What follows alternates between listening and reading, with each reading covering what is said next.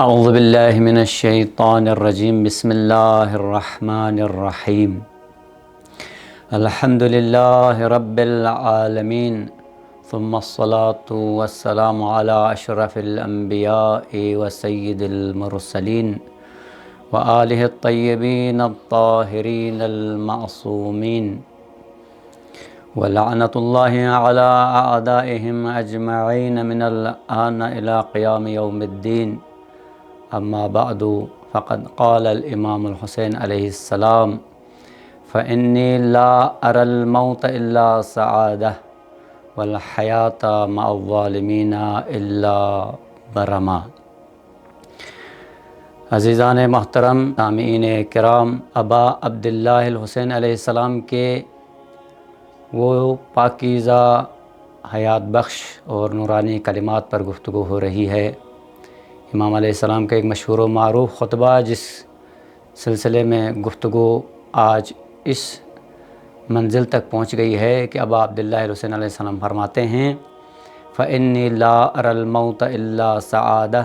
والحیاة مع الظالمین الا برما. ان حالات میں یزید، شمر اور حرملہ جیسے لوگوں کی زیر نگیں، ان کی سرپرستی میں زندگی گزارنے سے میں موت کو سعادت کے، خوشبختی کے علاوہ کچھ نہیں سمجھتا،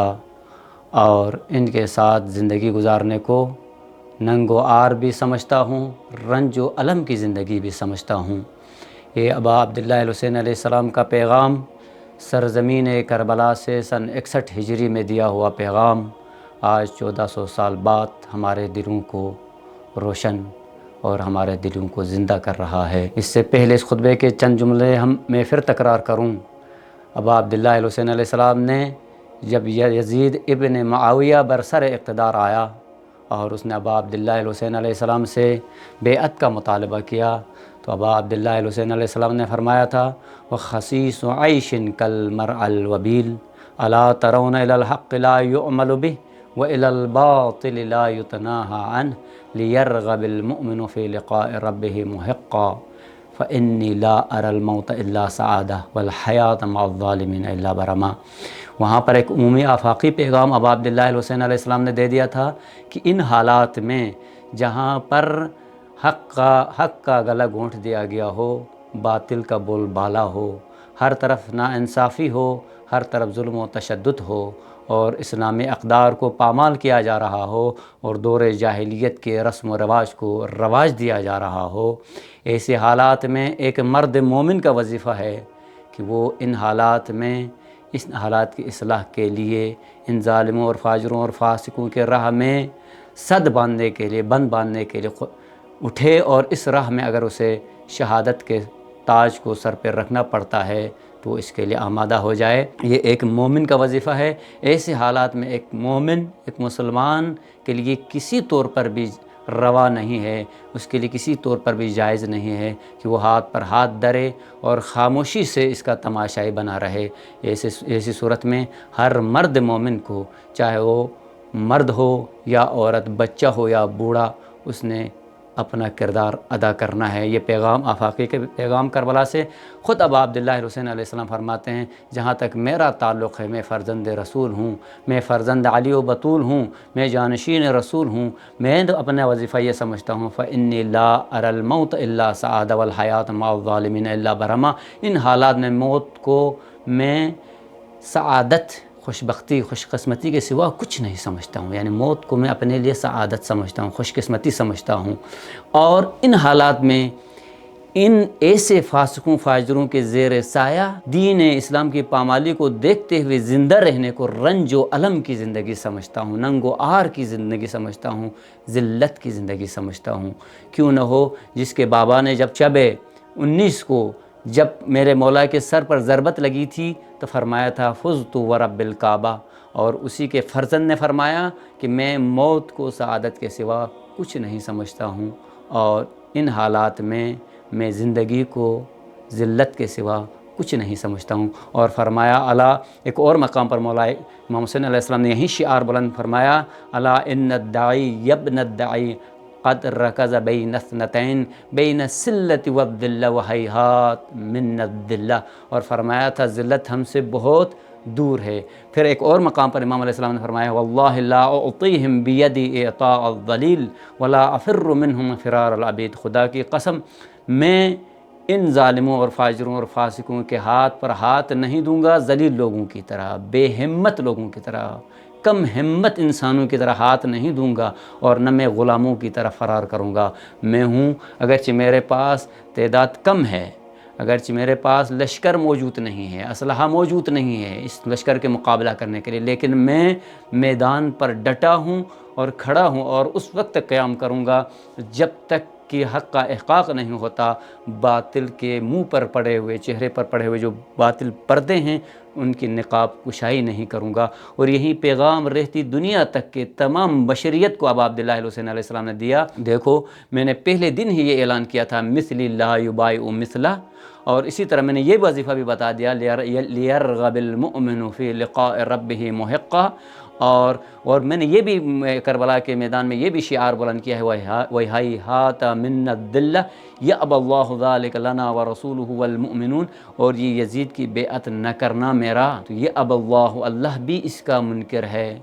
وَرَسُولُهُ رسول بھی منکر ہے، وَالْمُؤْمِنُونَ اور مومنین بھی اس بات کو پسند نہیں کرتے، وَحُجُورٌ طَابَتْ وَطَهُرَتْ اور وہ پاکیزہ گودیں بھی اس بات کے سے انکاری ہیں کہ یا ابا عبداللہ الحسین اس ذلیل کی بیعت نہیں ہو سکتی۔ تو یہ بیعت نہ کرنا ابا عبداللہ الحسین علیہ السلام کا یہ صرف شخصی فعل نہیں ہے، ابا عبداللہ الحسین علیہ السلام وہ ہدایت کے مینارے ہیں، وہ عزت و آبرو کے پہاڑ ہیں، لیکن ایک مومن کے لیے بھی یہ زیب نہیں دیتا، یہ بات نہیں جچتی ہے، مناسب نہیں ہے، سزاوار نہیں ہے کہ وہ باطل کے ہاتھ میں ہاتھ دے۔ اسی لیے فرمایا یا اللہ وَرَسُولُهُ وَالْمُؤْمِنُونَ، اللہ بھی اور اس کا رسول بھی اور مومنین بھی، اور پاکیزہ گودیں وہ پاکیزہ ہمارے آبا و اجداد، وہ غیرت مند شجاع اور بہادران جو ہمارے خاندان سے ہیں، جو اس دنیا میں موجود نہیں ہے یا جو موجود ہیں وہ بھی سب انکاری ہیں کہ یہ کام نہیں ہو سکتا۔ کون سا کام؟ ذلت کی زندگی گزاریں، باطل معاشرے پر، باطل حکمرانوں کے زیر سایہ، حق کا جب حق کے اوپر باطل کا پردہ ڈال دیا گیا ہو اور باطل کے اوپر توحید کا پردہ ڈال دیا گیا ہو اور معاشرے کے اقدار پامال کیے جا رہے ہوں اور باطل کو عام کیا جا رہا ہو، ہر جگہ پر باطل کا دور دورہ ہو، انسانیت مر رہی ہو، روح انسانیت دم توڑ رہی ہو، جہاں اسلام آخری سانسیں لے رہا ہو، فَلَمْ يَبْقَ مِنْهَا إِلَّا صُبَابَہ میں پڑھ چکا ہوں، جب صبابہ باقی ہو، ایسے دور میں کربلا پڑھنے والوں کو چاہیے، کربلا سننے والوں کو بھی چاہیے، اور اپنے آپ کو حسینی کہنے والوں کو بھی سننا چاہیے، اور اپنے آپ کو حسین ابن علی کے چاہنے والے ماننے والے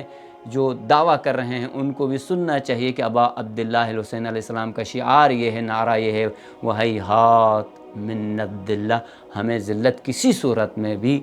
کسی قیمت پر بھی قبول نہیں ہے، اگرچہ اس ذلت کی زندگی سے بچنے کے لیے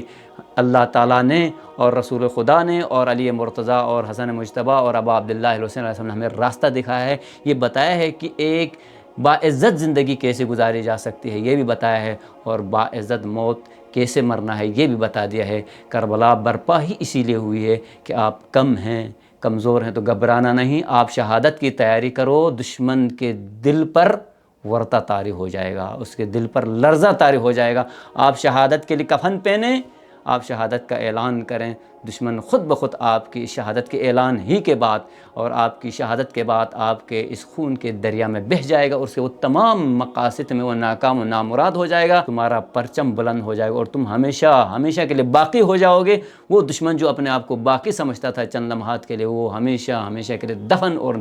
نیست و نابود ہو جائے گا۔ اسی لیے ایک شعر میں بہت اچھی طرح اس کی منظر کشی کی گئی ہے، کربلا کی روح جب کردار میں شامل نہیں، کربلا کی روح جب کردار میں شامل نہیں، اس زمین پر آدمی چلتا ہے زندہ ہے کہاں۔ تو اس جب تک کربلا کی روح انسان میں نہیں ہے تو وہ زندہ ہی نہیں ہے، وہ چل رہا ہے تو ایک آدمی چل رہا ہے، وہ حیوانی زندگی گزار رہا ہے، وہ باعزت زندگی نہیں گزار رہا ہے۔ وآخر دعوانا ان الحمد للہ رب العالمین۔